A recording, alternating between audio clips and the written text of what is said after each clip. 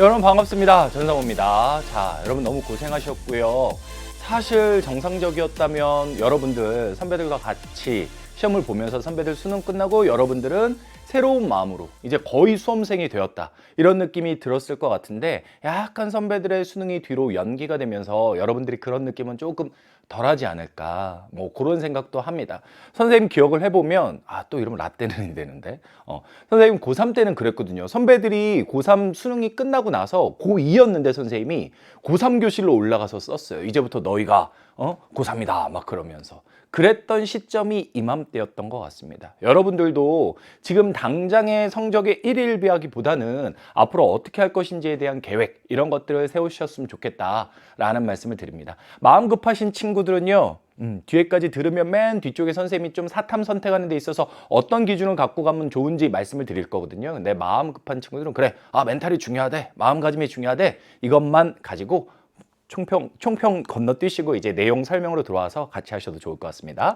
자, 선생님이 먼저 여러분들한테 보여드리는 건 단원별 문항수예요. 쭉 이렇게 돼 있는데 이 전체적인 구성은 수능과 동일한 배분이다 라고 생각하시면 되겠습니다.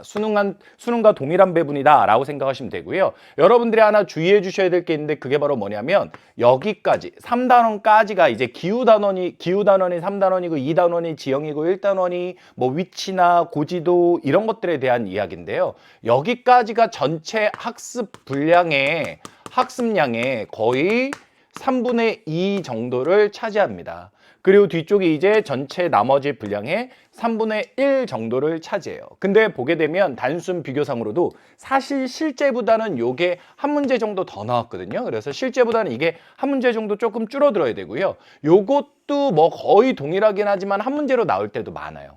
그러면 전체 20문제 중에 최소 8개에서 많으면 10개까지 이렇게 나오는 앞부분이 학습량으로서는 3분의 2 정도를 차지하는데, 제가 이 말씀을 드리는 이유는 여러분들이 겨울방학 동안 이 부분에 치여서 한국지를 중간에 하다가 포기하고 싶은 생각도 되게 많이 들 거예요. 근데 보시면 어때요? 3분의 2 하다가 전체 뭐 선생님이 이제 개념 여러분하고 고3 때 만나면 30강 수업하거든요. 약 20강까지 이 내용들을 가는데, 여기에 지쳐가지고 만약에 나 못할 것 같아 이렇게 해서 포기하게 되면 뒤쪽에 10강만 딱 들어도 또 꿀과 같이 맞출 수 있는 10문제가 남아있는데, 그런 것들을 놓칠 수 있습니다. 그래서 전체적으로 모든 단원이 똑같이 중요한 것도 아니고 출제 빈도나 출제 비중에 있어서도 차이를 보이고, 그리고 공부할 때 학습량이 많이 필요한 부분과 그렇지 못한 부분들의 차이가 있으니까, 이런 부분에 대해서 여러분들이 좀 어느 정도 알고, 한국지리는 앞부분이 학습량이 많대,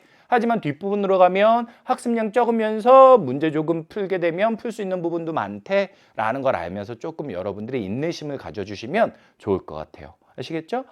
그리고 여기에 보면 수능과 전반적으로 동일한데 선생님이 한 문제 정도씩은 좀 더 나온 것 같다라고 했잖아요. 근데 이게 만약에 1단원이 한 문제 나오고 3단원이 3문제 나와서 2문제 비는 문제가 있으면 그게 어떤 문제로 나오는지 아세요? 바로 어느 문제로 나올 거냐면 위치 지도로 나올 거예요. 위치 지도로. 요게 적게는 2문제에서 많게는 3개까지도 갈 수 있거든요. 이 이야기를 듣자마자 치를 떠는 친구들도 있을 수 있어요. 나 지도 정말 못하는데 어디에 뭐가 있는지도 잘 모르는데. 근데 여러분, 우리 영어 단어도 하루에 수십 개씩도 외우잖아요. 하물며 대한민국이에요. 지도를 자꾸 보다 보면 그건 어떻다? 예측 가능하고 충분히 해낼 수 있다. 그러니까 이게 처음에 감정적으로 나 지도 싫은데, 나 지도 잘 못하는데 이럴 수는 있어요. 근데 예측 가능한 부분이라서 정말 그게 너무너무 싫은 게 아니라면 여러분들이 도전했을 때 오히려 그것들에서 그냥 문제가 나오니까 더 편하게 맞추고 갈 수도 있다는 거죠. 그래서 선생님도 개념 강의를 여러분과 함께 하면서 앞부분에 여러분들 위치 공부할 수 있는 것들을 기본적으로 같이 하고 들어갑니다. 그러니까 이게 어디서 나올지 몰라, 대비가 안 돼, 이런 게 아니라 예측 가능한 문제가 딱 2-3문제 정도가 나오는 부분이 있으니까 이것들 해주시면 너무너무 좋아요. 너무너무 좋습니다. 그래서 여러분들 이렇게 전체적으로 구성이 되지만 학습량적인 측면에서 지리가 가진 특성, 그리고 위치지도 학습에 대한 중요성, 이런 것들 바탕으로 해서 수능 과목으로 한지 해나가시면 나쁘지 않다는 거죠. 자, 선생님이 여기에다가 고3 시험 때도 빈출될 수 있는 문항들을 써놨어요. 쭉 써놨습니다. 어때요? 거의 절반 가까이가 여러분들 고3에서도 볼 수 있는 내용들이에요. 제가 한마디로 해드릴게요. 주제는 동일합니다. 주제는 동일해요. 고3 수능 문제와. 그런데 이제 자료가 약간 난이도가 조금 올라갈 거예요. 자료가 약간 난이도가 올라갈 겁니다. 그래서 고3 때 기본적인 개념을 바탕으로 해서 자료에 대한 연습들을 조금만 해주게 되면 아, 이게 자료도 좀 중요하구나. 연습을 좀 해줘야 되는구나. 그거에 대한 생각만 하고 있으면 진짜 땀을 흘린 만큼 점수를 거둘 수 있는 과목이 한국지리다. 이 말씀을 드릴 수 있겠습니다. 자, 전체적으로 이번 시험은요, 선생님은 성적에는 의미를 두지 않습니다. 친구들 잘 봤다고 문자 주면 감사하죠. 그리고 후기 올려주면 감사해요. 그런데 저는 어떻게 보면 가장 오히려 위험하다고 생각하는 게 고2 때 점수를 가지고 고3 과목을 선택한다거나 이런 것들 정말 위험하다고 생각을 해요. 잘 봤으니까 선택한다? 이것도 생각만큼 고3 때 적응을 못하면 쉽지가 않고요. 못 봤으니까 포기하겠다? 이거는 제대로 공부를 해보지도 않고 자기가 가질 수 있는 선택권을 포기한다라고 생각을 합니다. 그래서 이번 시험의 의미는 크지 않다. 그냥 앞으로 내가 볼 것에 대한 과목의 특성을 이해하는 정도다. 라고만 생각하시면 좋겠고요. 대신 선생님이랑 총평 이후에 전체적인 문항을 하나 볼 때는 선생님이 강조해주는 개념들 있죠. 그런 것들에 대해서 유의미하게 고3 때도 쓸 거니까 그런 것들에 대해서만 조금 신경을 각별히 써주시면 된다. 점수 자체에 1위 1비 하실 필요 없다라는 말씀을 드리고요.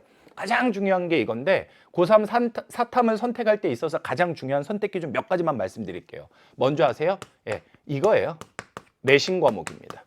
왜 내신 과목이 중요한 줄 아세요? 여러분들은 대부분 수시와 정시 중에 수시 중심으로 가고자 하는데 여기에서 내신을 고1, 고2 때 조금 아쉬웠다라고 해서 지금 완전히 손을 놓아버리기에는 상당히 아깝다고요. 그래서 무조건 1학기 때까지는 내신 과목 사탐 선택 기준으로 해서 수능을 맞춰가는 게 좋습니다.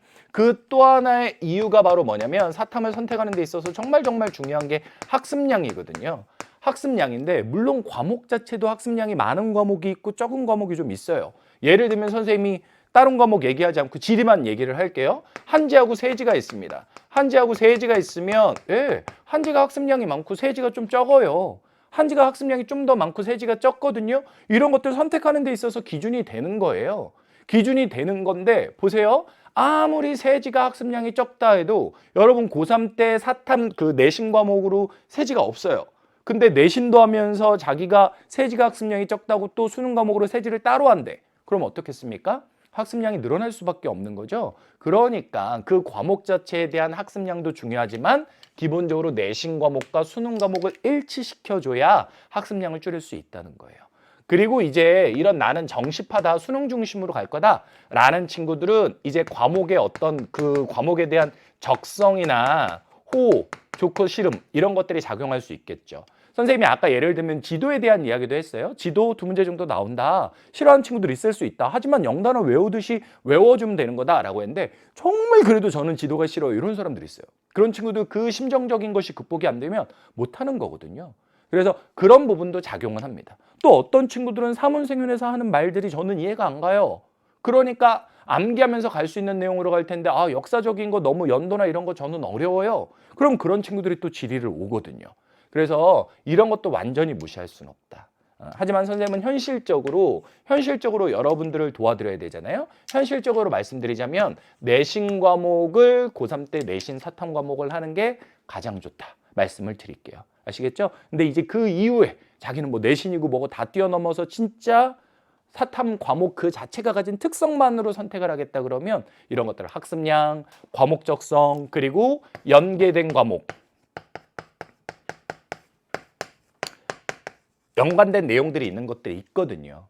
그런 것들을 중심으로 해서 선택을 하시면 되겠습니다. 한국지리라는 과목은요. 고3 내신 과목과 일치시킨 상태에서 해주시면 나름의 진짜 정직하게 흘린 땀만큼 성적을 거둘 수 있는 매력이 있는 과목이에요. 그래서 선생님이랑 2학년 때 내내 선생님 찐 내신 강좌도 같이 들은 친구들 혹은 강의 이 해설 강의도 같이 들은 친구들은 고3 때도 같이 한번 가시면 상당히 좋은 성과 선생님이 약속드릴 수 있을 것 같습니다. 선생님이 전반적으로 해드렸던 내용 정리에서 크게 벗어나지 않으면서도 진짜로 시험에 나오는 것들만 꼭꼭 찍어서 같이 볼 수 있는 그런 매력이 있을 것 같아요.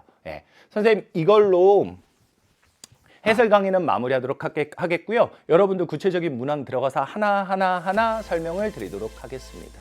아시겠죠? 여러분들 궁금한 거 있으면 고3 개념 강좌 오셔서 선생님한테 질문 남겨주시면 선생님이 답변 드리도록 할게요. 감사합니다.